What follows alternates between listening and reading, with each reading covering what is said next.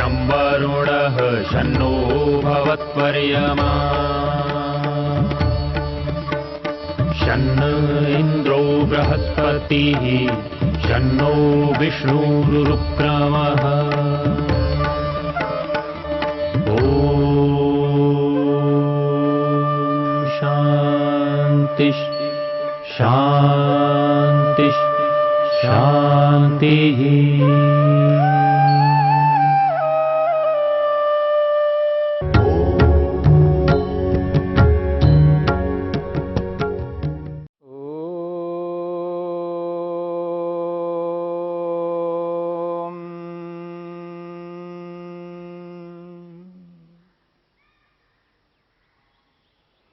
साधन पाद के 30वें सूत्र के अंतर्गत सत्य को लेकर के हम विचार कर रहे हैं। अहिंसा, सत्य, अस्तेय, ब्रह्मचर्य, अपरिग्रहाः यमाः। 5 यम, यम के 5 विभाग। इन 5 विभागों को 5 यम भी कह सकते हैं। अहिंसा, सत्य, अस्तेय, ब्रह्मचर्य और अपरिग्रह। सत्य को लेकर के हम विचार कर रहे हैं।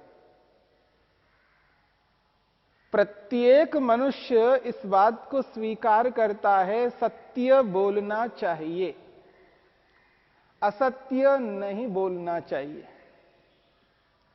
परंतु व्यक्ति अवसरवादी बन करके जहां जहां अवसर उसको प्राप्त होता है, वहां वहां असत्य को सत्य बना करके प्रस्तुत करता है,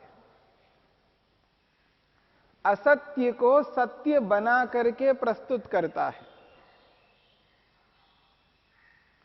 यानी इस बात को स्वीकार करता है कि संसार में सत्य के आश्रय से व्यवहार चलता है, सत्य पर ही व्यवहार चलाया जाता है। इसलिए व्यक्ति असत्य को सत्य बना करके परोसता है, प्रस्तुत करता है। जब असत्य को सत्य बनाकर के प्रस्तुत करता है, यदि व्यक्ति सत्य को ही सत्य के रूप में प्रस्तुत करे, कितना अच्छा होगा। परंतु व्यक्ति इस बात को भूल जाता है कि सत्य बोलने से हानि होती है। वो ये समझता है सत्य बोलने से हानि होती है। उसे ये पता नहीं है सत्य से कभी हानि नहीं होती है। हानि लाभ तात्कालिक रूप से जिसको लिया जाता है, वो हानि लाभ यदि लेता है तो उसको यही दिखता है सत्य से हानि होती है।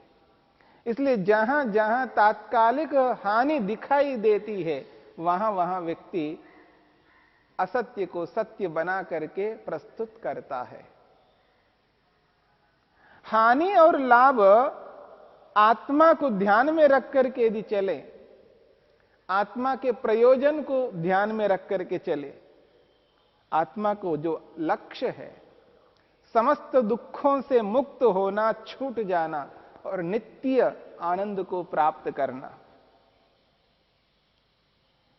क्या झूठ बोलने से नित्यानंद की प्राप्ति होती है? क्या सत्य न बोल करके झूठ का आश्रय लेकर के कभी कोई आत्मा मुक्त हो गया है? क्या इतिहास में ऐसा कोई उदाहरण है कि असत्य से, झूठ से कोई व्यक्ति अपने प्रयोजन को पूर्ण कर लिया हो या वर्तमान में कर रहा हो? ऐसा कोई इतिहास नहीं मिलेगा। इतिहास में यही मिलेगा, सत्य से ही व्यक्ति अपने प्रयोजन को पूर्ण कर चुका है। सत्य ही पूरा करने वाला है। असत्य कभी अपने प्रयोजन को पूरा नहीं कर सकता। हां, ये जो लौकिक प्रयोजन है, इन लौकिक प्रयोजनों से आत्मा कभी तृप्त नहीं हो सकता, संतुष्ट नहीं हो सकता, निर्भीक स्वतंत्र नहीं हो सकता। परंतु व्यक्ति इस बात को समझ नहीं पाता।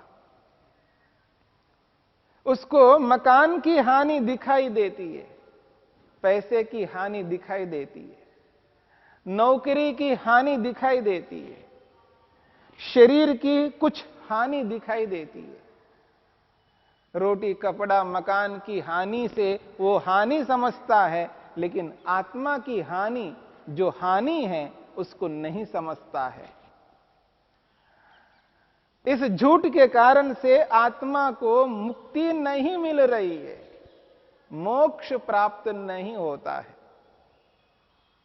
अर्थात आत्मा कभी अतृप्ति से, असंतोष से, भय से, परतंत्रता से छुटकारा पा नहीं सकता। बहुत बड़ी हानि होती है असत्य आचरण से। हां, तात्कालिक ये जो हानियां हैं, ये हानियां नहीं है, क्योंकि इस तात्कालिक हानि से आत्मा मुक्ति की ओर, मोक्ष की ओर अग्रसर होता है, क्योंकि ईश्वर ने इस सृष्टि को उत्पन्न किया है। ईश्वर के नियमों में, ईश्वर के अनुसार चलने पर, ईश्वर के संविधान के अनुरूप आचरण करने पर आत्मा को मुक्त करने का कार्य ईश्वर करता है। आत्मा को बंधन में डालने का कार्य ईश्वर करता है। आत्मा को मनुष्य शरीर देना है, पशु पक्षी का शरीर देना है, किस योनि में आत्मा को पहुंचाना है, इस काम को केवल ईश्वर ही करता है। और ईश्वर के न्याय में कभी असत्य जीत नहीं सकता। इसलिए ऋषियों ने कहा सत्यमेव जयते न अनृतम। सत्य की ही जीत होती है, झूठ की जीत कभी नहीं हो सकती। ये जो सत्य की जीत होती है, तो जो अंतिम जीत है, ईश्वर के न्यायालय में जो जीत होगी वो सत्य की जीत होगी। हां, इस लौकिक न्यायालयों में असत्य की जीत कोई व्यक्ति करा सकता है, पर उस जीत से आत्मा कभी तृप्त, संतुष्ट, निर्भीक, स्वतंत्र नहीं हो सकता। इस बात को समझ करके चलना होगा। इसलिए महाभारत में महर्षि वेदव्यास ने एक बहुत बड़ी बात कही, नास्ति सत्यात् परो धर्मो न अनृतात् पातकम परम स्थितिर्हि धर्मम स्थितिर्हि सत्यम धर्मस्य स्थितिर्हि सत्यम धर्मस्य तस्मात् सत्यम न लोपयेत। बहुत बड़ी बात कही है। नास्ति सत्यात् परो धर्म, सत्य से बढ़कर और कोई धर्म नहीं है। इस दुनिया में सत्य सबसे बड़ा धर्म है। न अनृतात् पातकम परम, और झूठ से बढ़कर और कोई पाप नहीं है। इस दुनिया में झूठ से बढ़कर कोई पाप नहीं है और सत्य से बढ़कर कोई धर्म नहीं है। न अस्ति नास्ति सत्यात् परो धर्मः। सत्य से उत्कृष्ट, श्रेष्ठ, महान, अत्युत्तम धर्म और कोई नहीं हो सकता। ये महर्षि वेदव्यास का कथन है। और ये भी कहते हैं असत्य से बढ़कर पाप दुनिया में और कोई नहीं हो सकता। सबसे बड़ा पाप यदि कोई है तो वो असत्य आचरण है, असत्य बोलना है। झूठ सबसे बड़ा पाप है। इसलिए महर्षि वेदव्यास कहते हैं स्थितिर्हि सत्यम धर्मस्य। धर्मस्य स्थिति ही, धर्म का जो आधार है, धर्म का जो बेस है, वो है सत्यम, सत्य है। सत्य ही धर्म का आधार है। आधार को मजबूत करना है अपने अस्तित्व को बचाए रखना है, यानी आत्मा को आनंद की प्राप्ति कराना है, तो सत्य को स्वीकार करना है। स्थितिर्हि सत्यम धर्मस्य, धर्म का आधार सत्य है। इसलिए महर्षि वेदव्यास कहते हैं तस्मात् सत्यम न लोपयेत।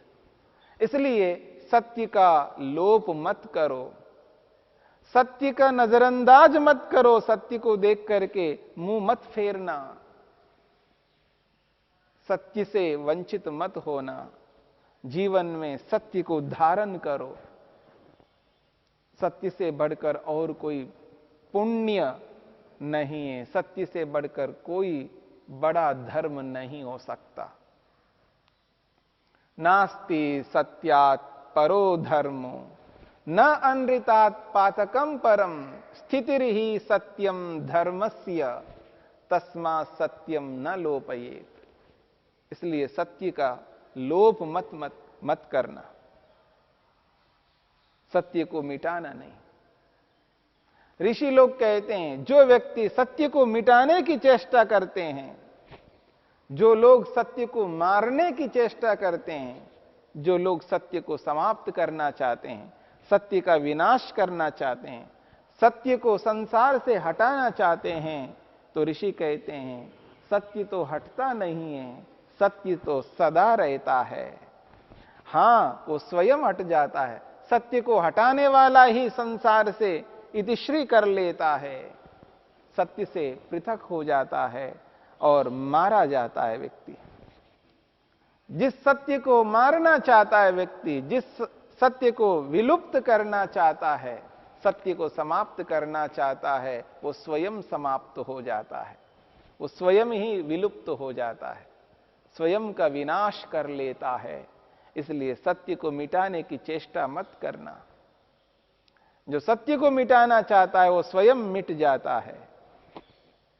याद रखिएगा, यदि संसार चल रहा है तो संसार सत्य के आधार पर चल रहा है, क्योंकि सभी लोग असत्य को, झूठ को सत्य बना करके चल रहे हैं।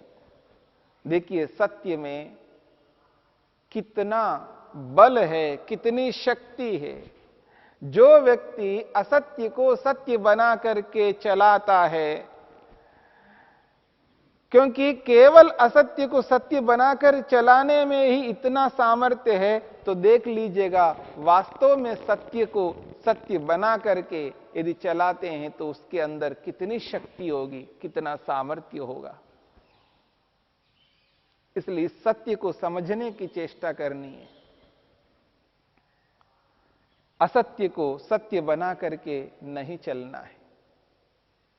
हां, व्यक्ति को हो सकता है भोजन ना मिले, किसी कारण से किसी समय भोजन ना मिले, अच्छे वस्त्र ना मिले, अच्छा भोजन ना मिले, अच्छा मकान ना मिले, अच्छी गाड़ी ना मिले, रोटी कपड़ा और मकान जीवित रहने के लिए जितना आवश्यक है उतना यदि प्राप्त हो जाए, उसमें जो उत्तमता को जो चाहता है व्यक्ति, और उस उत्तमता को प्राप्त करने के लिए असत्य को धारण करता है, असत्य का आश्रय लेता है, झूठ को अपने जीवन में उतारता है, ऐसा व्यक्ति इस असत्य आचरण करके जो उत्तम साधनों को भले ही प्राप्त करता हो, लेकिन उन उत्तम साधनों का जो फल है उस व्यक्ति को उस रूप में नहीं मिल सकता है जिस रूप में जो सत्य को अपना करके चलता है। इसलिए इस बात को समझ करके चलना है। जीने की कला है ये, यथार्थता को अपने जीवन में उतारना। यदि व्यक्ति यथार्थता को जीवन में नहीं उतारता है, बस केवल इन भौतिक साधनों को ही अपना लक्ष्य बना करके चलता है, भौतिक साधनों को ही परम लक्ष्य मान लेता है, वह व्यक्ति बार बार इस जन्म मरण के चक्र से बाहर नहीं निकल सकता। इस भव सागर से तर नहीं सकता। क्षणिक सुखों के लिए मुक्ति वाले सुख को त्याग करना बुद्धिमत्ता नहीं है। क्षणिक सुखों के लिए बहुत लंबा सुख जो मिलने वाला है, मुक्ति का सुख, उससे वंचित रहना ये मनुष्य के बुद्धि के अनुरूप नहीं है। ये तो तात्कालिक सुख के लिए व्यक्ति ऐसा काम करता है। पशु होते हैं, पशुओं को भोजन चाहिए, और जब भोजन किसी और के पास दिखाई देता है तो वो लोग झपटते हैं, उनके प्रति खींचते हैं। वो तात्कालिक उसी समय के लिए जीते हैं। उनको इसकी चिंता नहीं होती है कि शाम को भोजन मिलेगा नहीं मिलेगा, कल मिलेगा नहीं मिलेगा, परसों मिलेगा नहीं मिलेगा। उनके पास ऐसी बुद्धि नहीं होती है जैसी बुद्धि आत्मा शरीर में रहने वाले, मनुष्य शरीर में रहने वाले को होती है। मनुष्य जीवन को बिताने वाले जो लोग हैं, उनको जैसी बुद्धि होती है, ऐसी बुद्धि पशु शरीरों में रहने वाले आत्माओं को नहीं हो पाती है। इसलिए वो तात्कालिक सुख को पाने के लिए पशु प्रवृत्त होते हैं। पर हमें तात्कालिक सुख को पाने के लिए प्रवृत्त नहीं होना है। हम मनुष्य हैं, हम पशु नहीं हैं। इस बात को समझने की चेष्टा करनी है। पशु तो पशुत्व को रखते हैं, इसलिए वो तात्कालिक को, वर्तमान को ध्यान में रख करके जीते हैं। पर मनुष्य केवल तात्कालिक स्थिति को, वर्तमान को ध्यान में रख करके नहीं जी सकता।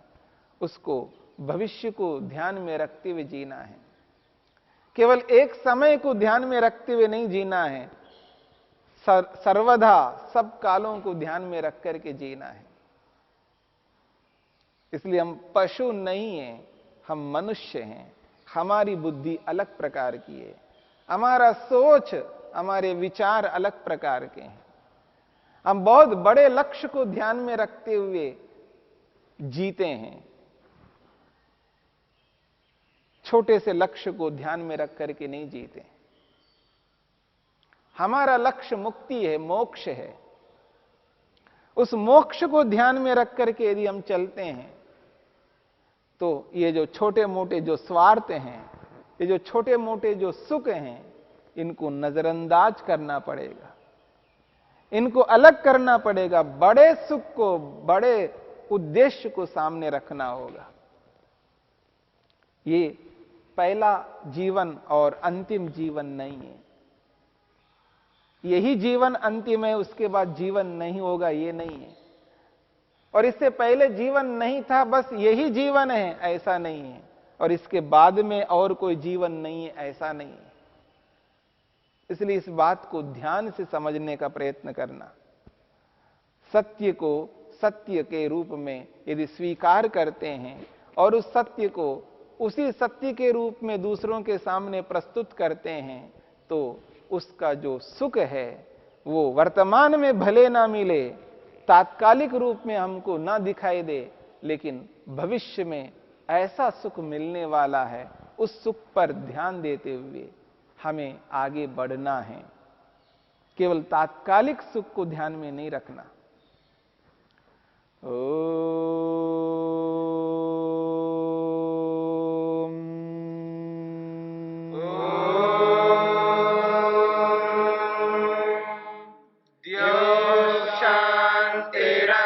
शांतिरंतरिक्षं शांति पृथिवी शांतिरापः शांतिरोषधयः शांतिः वनस्पतयः शांतिर्विश्वे देवा शांतिर्ब्रह्म शांति सर्वं शांति शांतिरेव शांति क्षमा शांतिरेधि। ओम शांति शांति शांति।